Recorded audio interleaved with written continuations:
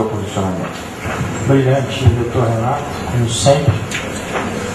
As pessoas que estiveram presentes lá em Washington me informaram que foi a melhor palestra, né, de toda a conferência, em inglês. E também com o maior número de pessoas, 2.000 pessoas. O Brasil é um orgulho muito grande, né? É um profissional brasileiro, considerado como o maior escritório da América do Sul, né? E representando o Brasil nesse evento. O professor Renato, nos parabéns, né? Mais uma vez. Em relação à privacidade, né?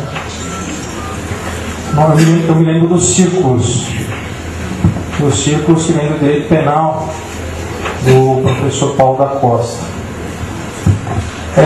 Se nós tivermos em relação à privacidade o conceito de que o círculo menor é a família, é tudo aquilo que pode me causar dores, angústias e aflições que atingir a minha esfera íntima e valorativa. Esse círculo então está protegido. E o círculo mais abrangente, ele não estaria. Tudo que estivesse fora desses círculos, das dores, angústias e aflições, né, não estariam protegidos pelo direito à privacidade. Então nós temos aí alguns conceitos que vêm de alguns doutrinadores do direito penal. Salvo aqueles crimes, segundo a jurisprudência, o professor Renato me corrija se estiver errado, são os casos envolvendo alguns jornais, veículos de comunicação, que foram processados por políticos. Dizendo, olha, você não pode falar da minha família, não pode falar da minha vida particular, etc. Aí os julgadores disseram, não. No momento em que a sua vida particular, da sua família, começa a interferir nos direitos do Estado, nos interesses do Estado, do contribuinte, acabou-se o direito à privacidade. Nós temos o direito de publicar aquilo que está ali. E a jurisprudência que a gente tem visto, pelo menos tem lido, é nesse sentido. Aí já não existiria direito à privacidade, né?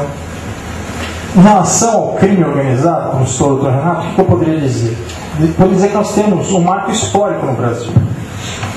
Qual é esse marco histórico? É quando o Supremo Tribunal Federal, no habeas corpus da Operação Pegasus, o relator ministro Gilmar Mendes descreve a conduta do crime organizado no Brasil e declara cabalmente, pela primeira vez na história, pelo que eu tenho conhecimento, da Suprema Corte Brasileira, declarando a existência do crime organizado e virtual. Em 87 páginas, ele diz que as quadrilhas são hierarquizadas com soldados, generais, e que elas possuem células. Quando uma célula criminosa é dissolvida pela Polícia Federal, uma outra célula automaticamente dá lugar àquela célula para que ela sirva de custeio para a primeira célula, para providenciar todo tipo de custeio, né? Ou seja, para ajudar as famílias, para dar amparo para aqueles que estão atrás das grades momentaneamente naquele momento. Senhores, são 87 páginas em que o Supremo Tribunal Federal declara de forma cabal e irretorquível a instauração do crime virtual, crime cibernético de forma organizada no Brasil. E um outro dado importante, nessa mesma época, um estudo então da Secretaria da Fazenda do Estado de São Paulo, da Coordenadoria da Administração Tributária aqui de São Paulo, que começou a verificar as fraudes envolvendo equipamentos eletrônicos, acabou chegando a um dado muito interessante. Entrevistando algumas pessoas ligadas às facções criminosas, e chegou ao seguinte comentário: vejam, nós montamos os departamentos do crime eletrônico para minimizarmos as nossas perdas. Mas como minimizar as perdas? Veja, se o meu departamento de roubo a bancos não vai bem, se o meu departamento de saques rápidos com cartões clonados não vai bem, o meu departamento de crimes eletrônicos vai bem. Então eu adoto a técnica de montar outro departamento para minimizar o meu conta corrente, as perdas do meu conta corrente naquele mês. E nesse debate nós não podemos fechar os olhos para essa realidade, para essas estatísticas. Claro, o Marco Civil, eu acho que o grande propósito, a grande riqueza do Cultura Digital, do portal do Marco Civil, é deixar para os nossos jovens um caminho para eles seguirem. E que esse caminho seja da dignidade. Porque os jovens estão perdidos, estão todos acessando a cultura digital. Todo mundo falando do Marco Civil no Twitter. E o jovem está esperando uma mensagem nesse momento. Ele quer saber se ele pode ofender, se ele não pode ofender. Em termos práticos é isso. Essa vai ser a grande vitória do Marco Civil. Passar para o jovem internauta um caminho nesse momento. E nesse ponto o Dr. Renato tem razão, no sentido de que deve ser dado algum conselho para o jovem nesse momento, porque é uma regra programática que se extrai da Constituição, aclarando, trazendo para valor presente aqueles valores de 88, né? De forma mais clara e nesse universo digital. Então eu coloquei aqui mais alguns pontos para nós meditarmos. Vejam, senhores, eu não tenho resposta para essas perguntas. Nós temos até então dados. Eu não tenho uma posição talvez tão firme como o professor Renato. Vamos ter em breve.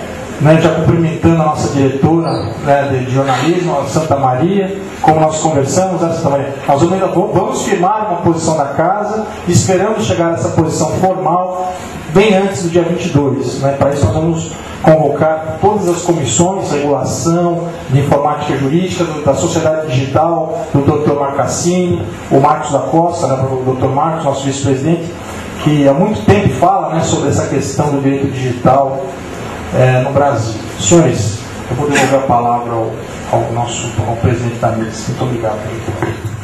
Bom dia. Eu vou começar dando o contexto do nosso debate até o momento. Os números da participação. Estamos aí com 24 mil visualizações do blog desde o dia 8 de abril. E é importante perceber que, por exemplo, 1.200 pessoas releram o que está na primeira fase do debate que aconteceu entre 29 de outubro e 17 de dezembro. E isso já abre um parênteses com relação à minuta, que ela tem um valor diferenciado já por isso. Ela não é uma minuta que nasceu de um trabalho do Ministério da Justiça solitário. Ela já nasce de uma colaboração, por conta desse primeiro momento. Então, já a minuta que está proposta para debate não é um trabalho solitário do Ministério da Justiça, ele já é fruto de colaboração.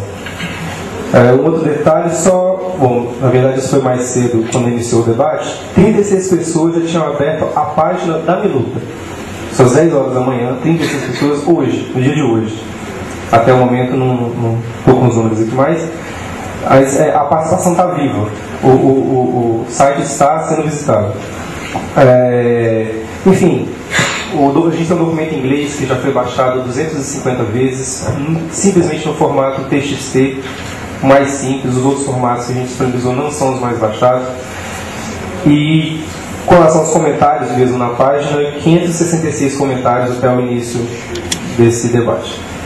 Então, primeiramente, preciso agradecer publicamente aos usuários que deixaram esses comentários, visitam a página, que garantem esses números que dão um peso para todo esse nosso trabalho. Agradecer também ao Centro de Tecnologia e Sociedade da Escola de Direito da FGV do Rio de Janeiro, que são nossos parceiros nesse processo. Agradecer também ao Ministério da Cultura, em especial ao culturadigital.br, que é uma rede social como eles definem, uma meta-rede social do Ministério da Cultura, que para nós é essencial para a gente desenvolver nosso trabalho. Agradecer à comissão e ao OAB de São Paulo, na pessoa do Dr. Coroliano Santos, pelo registro em vídeo, aproveitando aí o mote Cultura Digital BR. Ele me informou que esse vídeo a gente vai ter ao final do evento e firmar aqui o compromisso de que muito em breve esse material vai estar disponível no culturadigital.br, para que as pessoas possam acessar esse conhecimento que está sendo produzido aqui agora virtualmente, quer dizer, em outro tempo, em outro lugar, em qualquer ponto do Brasil e do mundo. E lembrar que a participação presencial desses eventos é extremamente importante. Ela é um diferencial. A gente está falando de internet, como foi bem colocado, porque a gente está preocupado com as pessoas. O que realmente importa são as pessoas, e esse contato face a face é insuperável. Então é muito importante a gente ter esses eventos presenciais. Mas bom, vamos entrar aqui no debate propriamente dito. Estou na posição privilegiada de já ter ouvido todos os senhores, vou tentar abordar os pontos. Bom, começar com um pequeno ponto com relação ao que coloca o jurista Klaus Gunther, com relação a argumentos de justificação e argumentos de aplicação. Aqui todos, a maioria supõe juristas, estamos acostumados a pensar como a lei se aplica no caso concreto. O direito está posto e a gente pensa como ela se aplica na hipótese. E o marco civil, ele tem uma outra faceta. A gente está numa questão de argumentos de justificação. A gente está no exercício político de criação da norma. Então a gente tem que pensar por que estamos criando essa norma, quais as nossas expectativas com relação a ela. Obviamente a nossa experiência com relação à aplicação está presente. Mas tentar um pouco sair da subsunção e pensar que nós estamos pensando a norma que vai viabilizar essa subsunção. Esse é um diferencial importante que a gente, em especial nós juristas, que temos essa diferenciação fácil na mente, podemos então ligar essa chavinha e pensar que nós estamos criando uma norma, uma coisa que para juristas é uma oportunidade raríssima. E, bom, uma outra coisa também, lembrar que mesmo o que está na internet, nem sempre vai ficar para sempre. O próprio volume de informações vai acabar sendo um obstáculo para o significado dessas informações. A gente, por exemplo, tem um calhamaço de páginas da primeira fase da consulta que a gente só conseguiu ter algum significado por conta de ferramentas computacionais que permitem fazer essa leitura. Então, assim, mesmo hoje a internet já produz um volume imenso de informações. Para dar um exemplo, a gente tem 30 horas de vídeo no YouTube carregadas por minuto. O dado que a gente obteve em comparação com a Rede Globo produz menos que isso por dia. É a maior produtora do mundo de vídeo. Então, quer dizer, essas 30 horas de vídeo que estão no YouTube, elas não vão ser deletadas até o final do dia. Mas como é que você vai achar aquele vídeo no meio dessas 30 horas? É uma agulha no imenso parede. Então a gente pode ter alguma segurança de que esse barulho todo dificulta a gente captar precisamente algumas das coisas. Uma outra coisa importante é com relação ao aumento de crimes na internet. A gente precisa comparar esse dado com o aumento de crimes em geral, em primeiro lugar. Quer dizer, esse aumento da porcentagem de crimes na internet foi de, por exemplo, 10%, e o aumento de crimes em geral foi de 50%, ou foi de 0,5%, isso tem uma diferença brutal. E também comparar com quanto cresceu o próprio uso da internet. Quer dizer, se a internet explodiu em 1000% e os crimes aumentaram 10%, é bem diferente de a internet ter se mantido a mesma e o percentual de crimes ter aumentado. O nosso processo também revigora a tradição constitucional brasileira, bastante importante, do processo de 88, como citado, que permitiu a nossa passagem da ditadura para um evento, para um ambiente democrático, do Estado de Direito. E a sociedade se movimentou para garantir os seus direitos. Diversos grupos se manifestaram. O Marco Civil decorre, ele também, de uma demanda da sociedade. E, sendo sincero, nós não estamos à frente com relação especificamente à abordagem civil de uma regulação na internet. Nós estamos atrasados. A internet existe comercialmente desde 1995. E mesmo com relação aos meios digitais, já existem normas desde os anos 80. Os Estados Unidos está questionando agora a sua norma para privacidade e proteção de dados em meios digitais, porque os computadores já existiam nos anos 80.